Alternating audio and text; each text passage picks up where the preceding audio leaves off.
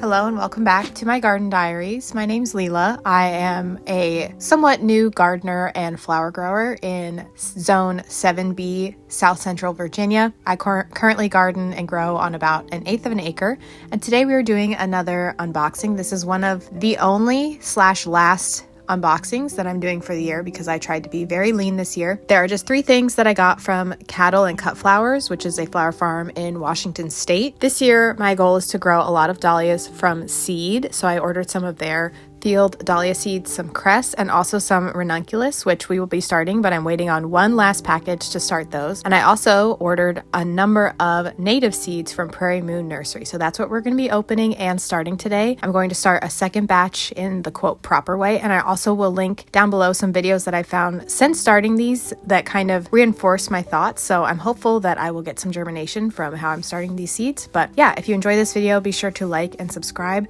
and I'll talk to you at the end. I'll see you in a little bit. I've been trying to think outside the box with what I grow, and I thought can't hurt to grow native plants, first of all, for whatever the reason.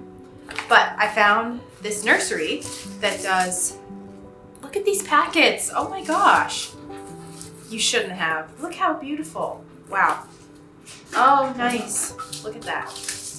Oh, gorgeous. And they have the information. Wow. So I got 8 of these. I really had to narrow down my choices because there were a lot that I liked, but I kind of had some criteria going into it. I really wanted things that at least had a height that might be good for cutting, and also potential to be in shade. So that's 2. And then potential bloom time in spring or May. Not all of them fit all of that criteria. These 2 were sort of like just bonus ones that I wanted to try, but all the other ones are ones that fit within that criteria. They're all perennials, so they will take a few years to get established. This one I got, it doesn't have the bloom time that I want, but so the St. John's wort I actually got. This is what actually was my gateway into this Prairie Moon Nursery. Is I was looking at Farmer Bailey. If you don't know or are not familiar with cut flowers, there are a lot of different ways you can grow them. And one of the most popular ways is to grow them from seed. But another way, if you're working on like a bigger scale or you have a whole flower farm, not everyone has the time or effort or the skill to start everything that they want from seed. So what they do is they buy these plugs. And there are companies that start these plants, and you buy them and you can get them for a very good price for a little tiny baby plant. But you have to buy them in these huge volumes to get them shipped. So I was looking on the website just to see what was there, and I found this one plant, and I was like, what is this? Why are there so many colors? This is amazing. So I just took the like genus, species name or whatever, typed it into Google, put the word seed afterwards, and found out that this is basically the flower form, and then in the fall and the winter, or at some point, it produces little berries, and that's what was being advertised on the Farmer Bailey website. But I thought, oh, well, why don't I just try growing it from seed? Bloom time is July and August, and the height is up to 6 feet. The thing with all these seeds is because they're perennials, all of them need some sort of cold. The Solomon seal and the Virginia bluebells, my home state, actually need to be kept refrigerated until they're planted. So the plan today is I'm planning to create like these mini pseudo greenhouse, basically like winter sowing method, but on steroids. Winter sowing is a method where you use like a plastic jug and you put perennial plants or things that can handle the cold in the jug as like a mini greenhouse, and you just chuck them outside and basically they germinate when they're ready. So I'm kind of hoping to do the same thing with a bunch of other plants and also just have mini greenhouses going and also have a way to sell my plants and store them in these tubs. Everything is a work in progress and an experiment this year. But one of the experiments that I want to do is start these perennials and these native plants in a winter sowing method outside in my little mini greenhouse. So I have 8 rows. I actually counted earlier today. I have 8 rows of 12, and I have 8 different plants. I didn't plan it that way, but it works out perfectly. So I'm going to go outside and do this so I don't make a mess that I have to clean up for like the 3rd time today. Most of them require like you mix them with sand and you put them in the refrigerator and all that stuff. I am going to do that with them, but most of these come with enough seed that I can do 12 in here and also still have more to do the cold treatment. So I just want to see what happens, see how they do. Most of them need 60 days of cold. Some of them don't, but I just kind of want to see how they do. I'm trying to think of creative ways that might be a little bit less effort. If you hear a cat crying, Sally had her big appointment, so no babies, and she is in solitary confinement, and every time I leave her, she cries. You know, it's a good thing when you have cats that love being around you, but anyways, I thought I'd show you the seeds I got. So here is this one. Ooh, pretty.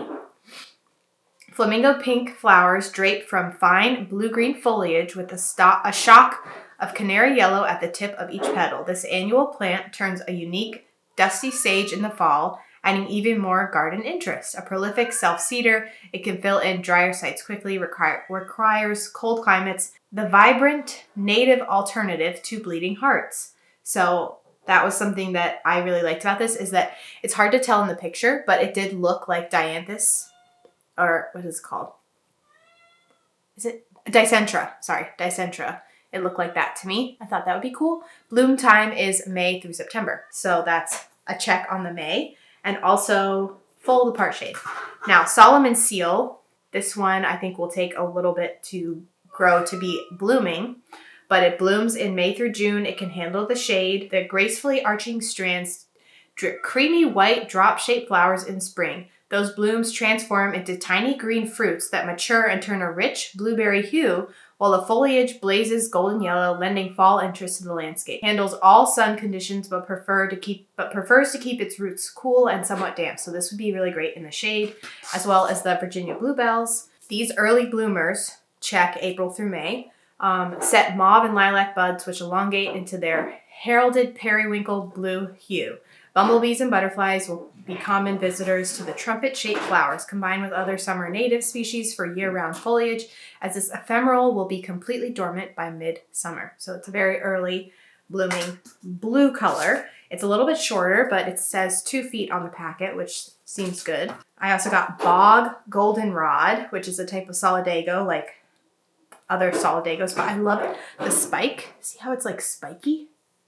Like, I don't know. I feel like if it holds up in a vase, that someone who does floral arrangements might really like that. And it also can handle the shade, which is cool. Bloom time is August through September. We got wild hyacinth. This has a height of 2 feet and it blooms from May through June. Blooms from the bottom up early in the spring with the palest of periwinkle and lightest of lilac flowers. This plant is rich in nectar and pollen and is an oasis for bees and insects coming out of winter hibernation. As an ephemeral, it will die back completely by midsummer. This one cannot be in the shade, but part shade, so I thought I could try it in a few different places. Eastern Blue Star. This is one that I almost bought from my local nursery last year, and I still might buy it because it'll be more developed than the seed ones if I'm able to get them to start from seed, but these look really, really beautiful. Apparently they kind of ooze like a sticky, irritating sap, so I'm not sure how good they would be for cutting, but they're very beautiful. They're native, and some of the varieties have like this really, really, really pretty foliage in the fall, which I just thought would be really cool to have around. This one is sort of a stretch, a reach, a try for me. This is white camassis or Zygodanus elegans. Zygodanus. Who knows? But bloom time, May through June, 3 feet tall, and it needs 60 days of cold, moist stratification. And right now where I am, it's January 14th or 15th, and we still have my last frost date. It's mid-January, and my last frost date is around early April. So they have January through February, February through March, March through April, which is more than 60 days. So I thought I would just try them outside and see what happens. Anyways, I thought I would try. Also, my soil hardly ever freezes. So I feel like that would be okay. If not, it is what it is. I got the smallest amount of each seed packet, and they each come with varying amounts of seeds. Let's start some seeds, but we have to do it outside so we don't make as much of a mess. But it's beautiful. We've been having like in the mid-teens weather, but yesterday and today have been in the high 40s, low 50s. So warm, very warm.